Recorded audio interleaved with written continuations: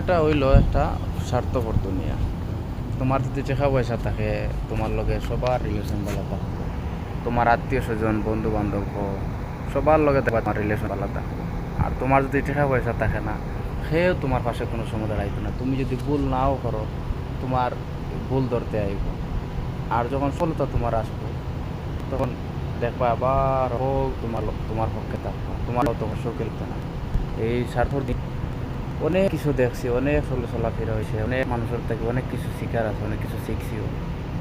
এখন লাস্ট পর্যন্ত বুঝি গেছি যে এই দুনিয়াত কারোর সাথে দিত নাই। আর যা করার নিজেও করতে হইব। সে কিতাব হইল না হইল, কিতাবা খান দিয়া কোনো লাভ নাই। সে কিতাব করবো না করবো তাও দেখে নিজের কাজে নিজে কাছে হইব এবং নিজের মতো নিজে হইব। জীবনে করতে হইলে যা করতে হইব নিজে করতে হইব। সেও তোমারে তুলিয়াও দিত না, আরো বরং তোমারে নামাইব। তুমি যদি দেখে তোমার সফলতা আইলে তুমি উন্নত করতে, তখন আরো একজন থাকবো তোমার পিছনে, তোমার এটা নিয়ে নামানির লাগে। এটাই তোমার পরিস্থিতি। আত্মীয়জন হো, বন্ধু বান্ধব হো, যারা হো, আমি খেরের প্রতি আমার তেমন আর বিশ্বাস নাই। আমি দেখছি বিপদে পড়ার পরে নিজের লোকও তখন পাশে থাকে না, অনেক কষ্ট লাগে। কিন্তু আবার যখন তোমার সময় বালা যায়, তখন দেখে সব মানুষ আবার তোমার দ্বারে দ্বারে ঘুরবো।